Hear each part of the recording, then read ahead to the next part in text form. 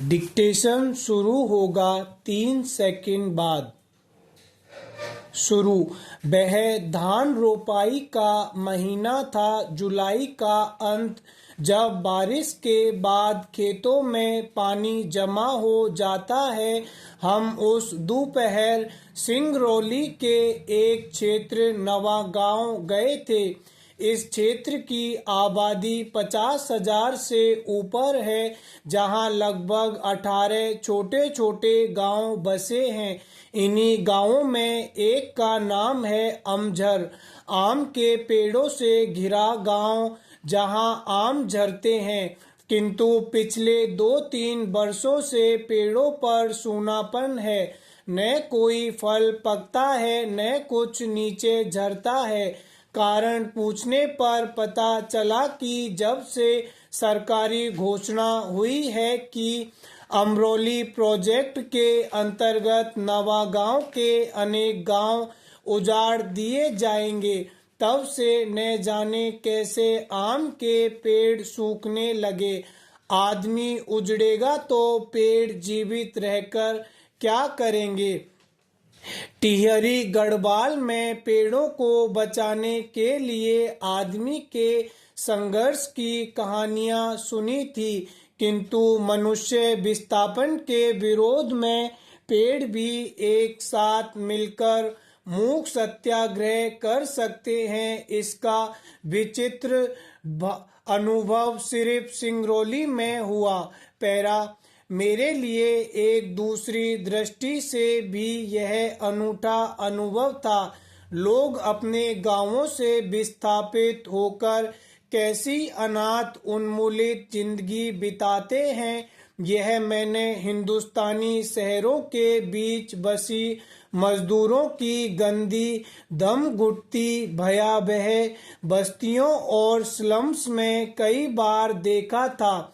किंतु विस्थापन से पूर्व वे कैसे परिवेश में रहते होंगे, किस तरह की जिंदगी बिताते होंगे, इसका दृश्य अपने स्वच्छ पवित्र खुलेपन में पहली बार अमझर गांव में देखने को मिला।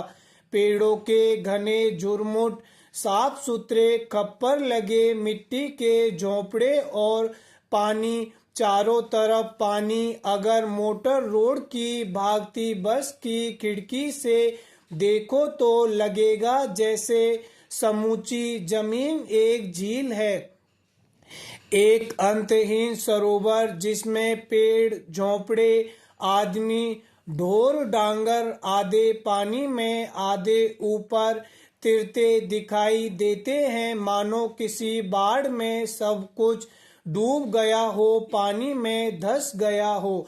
किंतु यह भ्रम है, यह बाढ़ नहीं, पानी में डूबे धान के खेत हैं।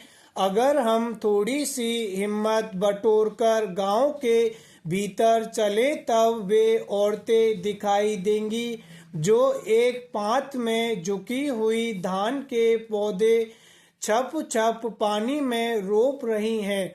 सुंदर सुडोल धूप में चमचमाती काली टांगे और सिरों पर चटाई के किस्तीनुमा हैट, जो फोटो या फिल्मों में देखे हुए वियतनामी या चीनी औरतों की याद दिलाते हैं। जरा सी आहट पाते ही वे एक साथ सिर उठाकर चौंकी हुई निगाहों से हमें देखती हैं, बिल्कुल उन युवा हिरणियों की तरह जिन्हें मैंने एक बार कान्हा के बनने स्थल में देखा था। किंतु वे डरती नहीं, भागती नहीं, सिर्फ विस्मय से मुस्कुराती हैं और फिर सिर झुकाकर अपने काम में डूब जाती हैं। यह समूचा दृश्य इतना साफ और सजीव है, अपनी स्वच्छ मांसलता में इतना संपूर्ण और शाश्वत कि एक क्षण के लिए विश्वास नहीं होता कि आने वाले वर्षों में सब कुछ मटिया मैट हो जाएगा। झोंपड़े, खेत, डोर, आम के पेड़ सब एक गंदी आधुनिक औद्योगिक कॉलोनी की ईंटों के नीचे दब जाएगा। और ये हंसती मुस्कुराती औरतें भोपाल, जबलपुर या बैडन की सड़कों पर पत्थर कूटती दिखाई देंगी।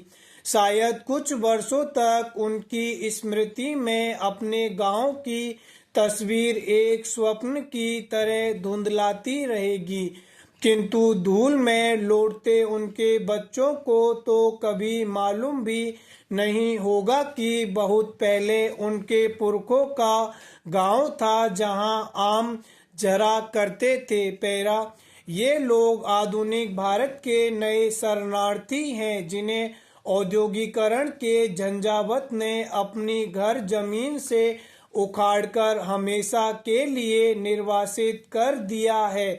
प्रकृति और इतिहास के बीच यह गहरा अंतर है।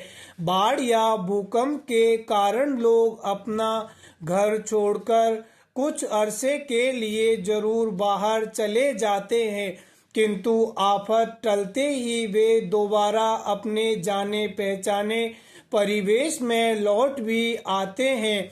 किंतु विकास और प्रगति के नाम पर जब इतिहास लोगों को उन्मूलित करता है तो फिर कभी अपने घर वापस नहीं लौट सकते। आधुनिक औद्योगिकरण की आंधी में सिर्फ मनुष्य ही नहीं उखड़ता, बल्कि उसका परिवेश और आवास स्थल भी हमेशा के लिए नष्ट हो जाते हैं। पैरा, एक भरे पूरे ग्रामीण अंचल को कितनी नासमझी और निर्ममता से उजाड़ा जा सकता है, सिंगरौली इसका ज्वलंत उदाहरण है। अगर यह इलाका उजाड़ रेगिस्तान होता तो शायद इतना शोभ नहीं होता, किंतु सिंगरौली की भूमि इतनी उर्वरा और जंगल इतने समृद्ध हैं कि उनके सहारे शताब्दियों से हजारों वनवासी और किसान अपना भरण पोषण करते आए हैं। 1926 से पूर्व यहाँ खैरवार जाति के आदिवासी राजा शासन किया करते थे, किंतु बाद में सिंगरौली का आधा हिस्सा, जिसमें उत्तर प्रदेश तथा मध्य प्रदेश के खंड शामिल थे, रीवा राज्य के भीतर शामिल कर लिया गया। 20 वर्ष पहले तक समूचा क्षेत्र विंध्याचल और कैमूर के पहाड़ों और जंगलों से घिरा हुआ था, जहां अधिकांशतः कत्था, महुआ, बांस और शीशम के पेड़ उगते थे। एक पुरानी दंत कथा के अनुसार सिंगरौली का नाम ही श्रृंगावली पर्वतमाला से निकला है, जो पूर्व पश्चिम में फैली है। चारों ओर फैले घने जंगलों के कारण यातायात के साधन इतने सीमित थे कि एक जमाने में सिंगरौली अपने अतुल प्राकृतिक सौंदर्य के बावजूद काला पानी माना जाता था, जहां न लोग भीतर आते थे न बाहर जाने का जोखिम उठाते थे। पैरा, किंतु कोई भी प्रदेश आज के लोलुप युग में अपने अलगाव में सुरक्षित नहीं रह सकता। कभी कभी किसी इलाके की संपदा ही उसका अभिशाप बन जाती है। दिल्ली के सत्ताधारियों और उद्योगपतियों की आंखों से सिंगरौली की अपार खनिज संपदा छिपी नहीं रही। विस्थापन की एक लहर रिहंद बांध बनने से आई थी, जिसके कारण हजारों गांव उजाड़ दिए गए थे। इन्हीं नई योजनाओं के अंतर्गत सेंट्रल कोल फील्ड और national super thermal power corporation का निर्माण हुआ। चारों तरफ पक्की सड़कें और पुल बनाए गए।